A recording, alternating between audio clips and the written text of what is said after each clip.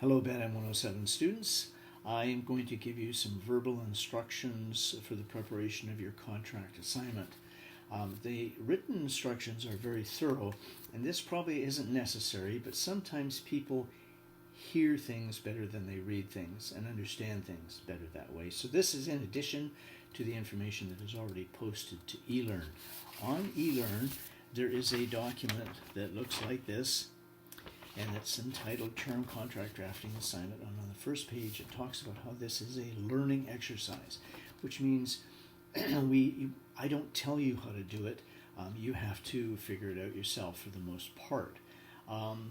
The theory is that if you do something yourself, you learn it better than if someone just shows you how to do it. Okay, the material also talks about the difference between letters of agreement and invoices and formal contracts. All three of those are binding arrangements between business people, but we're going to do a formal contract for this assignment because I want to show you a number of things. Number one, what lawyers do for you when they're drafting a contract. And number two, what sort of clauses are in there and why. And then number three, it helps you figure out what you can do when you're dealing with a lawyer to keep the legal fees down.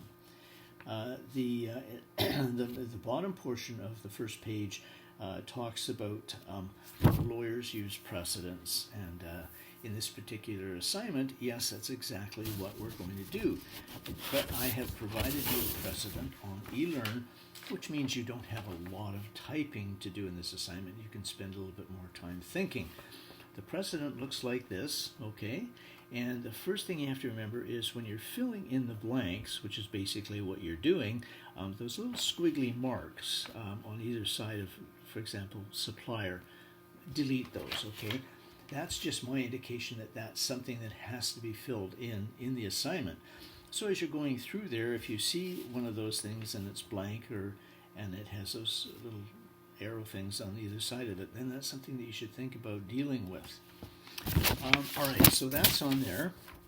You can download it. You can use it verbatim. This is not plagiarism. All right, this is material that I am providing to you so you can use it. Now, you can use it for this assignment, but if you ever use it outside the university, that's copyright infringement, so don't do that, please. This is for your learning only. On the second side of that page is the actual scenario for this problem.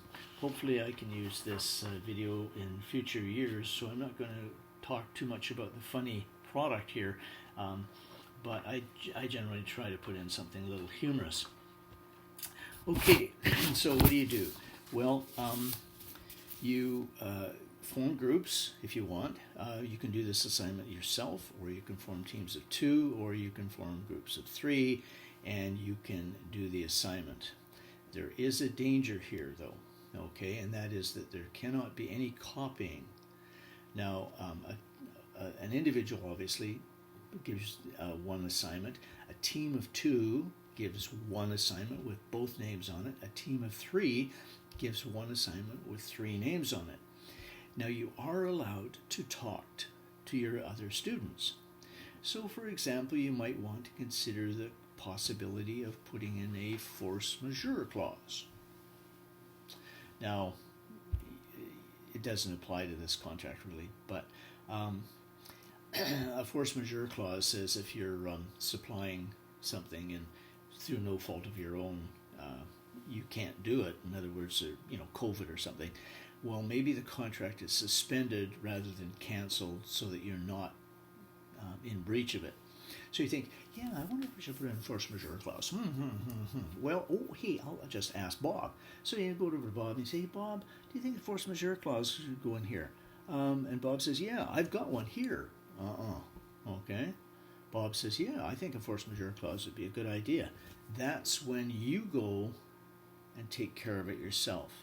Don't take Bob's material and copy it, because if I get 2 assignments that look the same, I'm going to call you for cheating, all right? So do your own work. Now, obviously, in a group of 3, the 3 people can talk to each other because you're a group, but the group of 3 cannot talk to a group of 2. Okay, you've got that? All right. So you go through the precedent and you literally fill in the blanks. Then you get to the bottom and it says signature lines go here. Put in the signature lines. You know who the parties are. On my precedent, I put signature lines go here to remind me to put in the signature lines. But in my precedent, there are no parties, so I can't put in anything. But when I'm drafting the contract for the people, put in the signature lines. The other thing is you are required to do some mathematical calculations. It is a simple interest calculation. If you do not know how to do that, you go online, find out, you talk to an instructor that teaches math. One of them is Todd Neufeld, who is in the office upstairs in Cedar Building next to me, and I have warned him that some of my students may drop in and say, "Hi, Mr. Neufeld, can you help me with the math instructions?" That's all right, because you're learning, okay? He will show you how to do it. He will not do it for you, all right? Or perhaps you've taken some sort of business math and so you know how to do it. Remember, though, the interest is not calculated monthly. It is calculated on a per diem basis, on a daily basis, okay? That's a really important clue. When you do your calculations, put them in the contract, because that's what the assignment says. So you put them in the contract. Oh, but where? Well,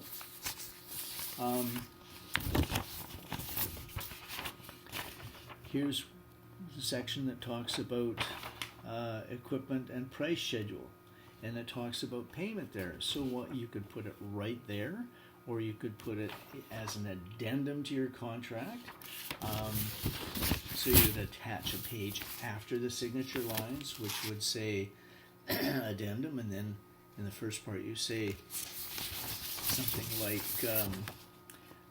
the installments are monthly installments of blank each as per the calculations in the addendum, because then the calculations attached after the signature lines are still part of the contract, because the contract refers to it. If you just attach them to the back after the signature lines with no reference in the contract, it's not part of the contract, okay?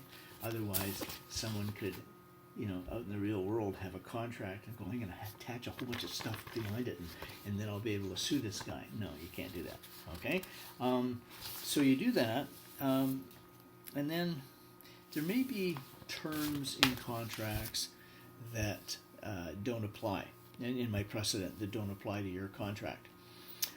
For example, one term in a contract that a client had difficulty with was overholding tenant. Now that was a lease agreement, and this isn't a lease agreement. I've got a precedent for that one. But this client actually signed a lease before coming to their lawyer. So in other words, they didn't get to their lawyer on time. They signed the lease, and the lease was coming to an end, and they were negotiating to extend it. And they were having troubles getting together with the landlord, and it was getting close to the end of the lease, and the person was worried, well, our lease is going to expire. So the landlord said, don't worry, we'll just stay in the premises and pay the rent that's due, and we'll continue to negotiate. So they stayed in the premises, paid the next month's rent, and the landlord said, hey, that's not enough. And they said, no, that's the amount we're paying on a monthly basis. And the landlord said, yes, but in the contract, there's a term called overholding tenant. And they went, yeah, so what's that mean?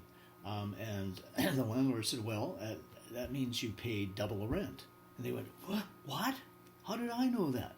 Well, they read the lease, they saw overholding tenant, and they thought, oh, that sounds legal. So it's got to be okay, let's leave it in there. No, if you don't know what a term is, you look it up and find out what it is. And if it's not applicable, you take it out. Or if you don't like it, then you negotiate with the landlord and say, look, okay, overholding tenant, yeah, I don't mind paying, but I'm not paying double the rent. Okay? So you look for terms that you think you should take out, or perhaps a whole clause that you think you should take out. Now, just a warning there, if you were reading through it and you thought, oh, I'm taking that out clause, oh, no, I'm taking that clause out, whoa, I'm taking that clause out because I really don't understand it, you got to be worried, because if I had a precedent that I use for a lot of my clients and I had to take out tons of material, then obviously it wouldn't be a good precedent. So this is a good precedent. Very little has to be taken out. But you look for things that are, that need to be changed. Okay. You're drafting it to be as fair as possible to both parties. So, for example, if I was dealing with a corporation, I'd say, hey, I want the owner of the corporation to sign a personal guarantee. And the owner says, hey, well, no way, I'm not signing that. That's not fair. Well, yeah, it is. I mean, if you're lending money to a corporation and the corporation doesn't pay, you cannot sue the owner. But you're lending money to the corporation to help the owner, so perhaps the owner should sign a personal guarantee. So you would think of things like that as you're going through the contract. Now, let me see. You can assume additional facts. If there was some software involved, one person might say, well, I want an assignment of the copyright in the software. And then you would put that into the agreement. There isn't, I don't think, in this. So that's not appropriate, but that would be an example of an additional fact. You could assume and impress your instructor, hey, I'm adding in the fact that there's an assignment of software. Okay, so you can assume additional facts, but you cannot change the facts. Oh, this person is a partnership, and I don't like partnerships. I don't know what to do, so I'll make it a corporation. Okay, because it's easier. Well, no, you cannot do that because that changes the facts and the problem.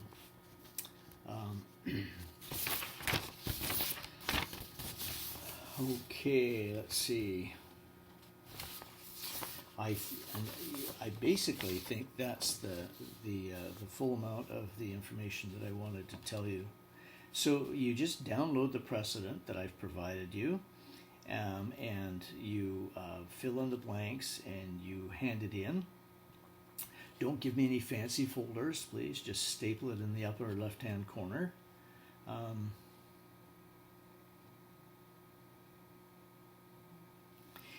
Grammatical, punctuation, and spelling errors are not usually a problem because most of it's in writing. So I'm just going to pause and just think about to see if there's anything else that I might want to do. Well, maybe I won't. I think I've pretty much covered it. Yeah, okay. Now, I think I've pretty much covered it. This is a really hard assignment to fail. Okay? You've got the scenario, you've got the precedent, you take the material, you put it in the precedent, you hand it in.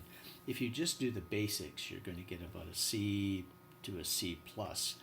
If you start thinking about it a bit better, then you'll start getting slightly better marks. And if you really get into it, you can get an A on this assignment. You just have to stick to the facts and make sure that you fill in the blanks, you give me your calculations, and you do the signature lines, and then you should be okay. All right, that's enough for now. You can ask me some additional questions if you want, but I really think that if you come in and you say, I don't know how to do this, I don't know what to say to that, because you've got very detailed written instructions, and now I've given you some verbal ones, if that helps a bit. So I think you're good to go. I'm looking forward to marking them. They are due on May 31st, and you've got the assignment should not take you more than a couple of hours to do. In the materials, we have to estimate, and so I estimate on the high side that this assignment should not take over 8 hours. And if you're struggling and you're 12, 15 hours, or it's taking you a couple of days to do this, then you're off the rails, and it's time to talk to your instructor. All right, good luck in the assignment, and I'm looking forward to receiving them.